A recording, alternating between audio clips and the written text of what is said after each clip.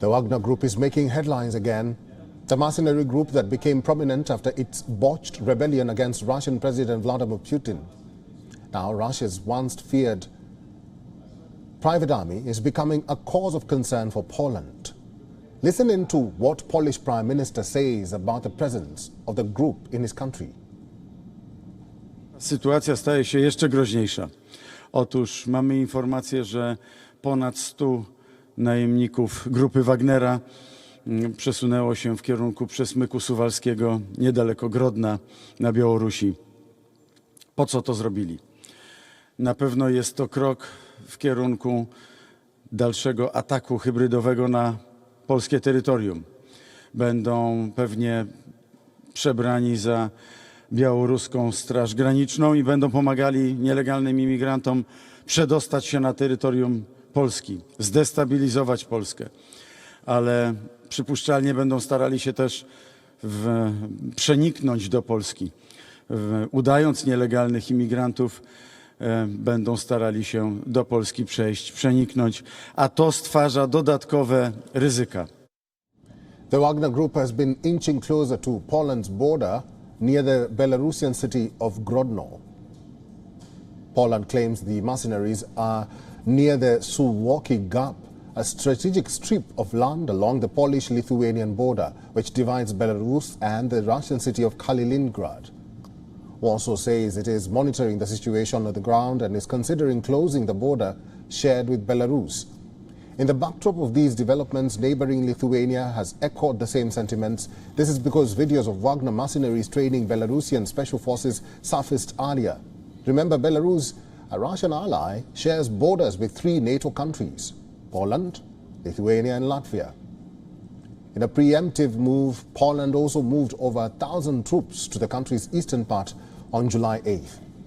When Wagner chief Yevgeny Prigozhin was seen welcoming his fighters in Belarus after he left Russia, Prigozhin moved to Belarus as a part of the deal with President Putin when his plans to take over the Russian defense forces failed. Remember, the Battle of Bakhmut, from butchered bodies to mass graveyards, the world has seen the battle capabilities of the Wagner mercenaries. The military group also operates in Syria and other African countries.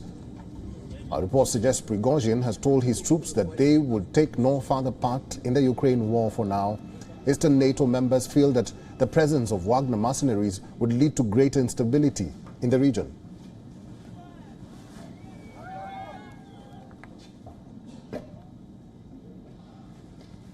Beata Gorka-Winter is an expert on international security from the University of Warsaw. Beata, welcome to the program at this hour. I'll ask you if it is indeed true that Wagner has permeated in the Baltic nations, what impact would that have? Well, currently I do not expect any major impact on our security policy, which is concentrated around NATO, and NATO is the most important alliance for us. NATO, of course, noticed the presence of Wagner Group in Belarus and close to the Polish and Lithuanian borders. So they are already planning a kind of reaction if something happens. Although we do not expect that something will really happen. That's not what we can say for 100%. If you see and if you follow what Wagner is really doing in Belarus, so and what is the origin of presence of Wagner Group in Belarus, so the origin is that that he tried to make a coup against Putin. So they are now in a conflict. Putin and his elite, especially from MOD, they tried to dissolve Wagner Group and to take all these people into the regular army. This failed partially because part of these people went to the Russian army and greater part went to Belarus following Prigozhin. But the motives of Prigozhin and his fellows are unclear. And there are many analytical questions. Is he really planning to invade Poland or Lithuania? And I really don't think so. or is he still in conflict? And this is conflict around not only around the status of his armed group, but about his business interest in many regions, as you mentioned, Middle East and Africa. We know that this military establishment, secret services, they are competing around who is going to deliver what in terms of this illicit trade of gemstones or arms and other things. So I believe that Prigozhin and his activity is will be still much more concentrated about the real interest. I mean, they don't have interest in Poland. They don't have interest in Lithuania. Of course, they are exercising close to our borders because it is in the interest of Lukashenko, who wants to threaten us a bit.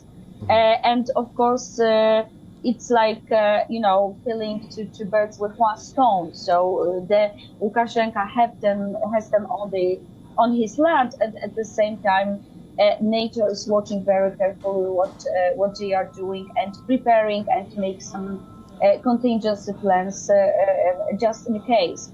But actually, I believe that his activities may be concentrated somewhere else. All right, Beata, now that you've mentioned NATO and you've said that NATO is really working to safeguard the Baltic states, including Lithuania and Poland, I want to know, if Lithuania and Poland both close the border with Belarus, what would that mean for Russia? Well, for Russia, it wouldn't mean much. They are already somehow accustomed to sanctions, so the borders are closed for Russians. There are many sanctions, so also trade is limited. So in general terms, it wouldn't be much harm, yes, for Russia to close the border with Belarus. But for Belarus, it would be much more difficult because we still have exchange of trade. Belarus is not sanctioned so much as Russia now, so for them the problem will be much greater in terms of their daily life, and it will be harmful for people traveling, for students also who are coming to Poland. But it's still on their side to decide how they will manage this border, because they are managing it in a very malicious way. They are transferring illegal migrants to our border. We cannot. We needed to build a fence, a very big fence with equipped with electronics to stop this illegal migration. So the police on their side now how they are going to manage this border not to make things worse for them. All right. I've been talking to Beata Gorka-Winter. She is an expert on international security from the University of Warsaw. Beata, thank you very much for talking to us today. Thank you. WION is now available in your country. Download the app now and get all the news on the move.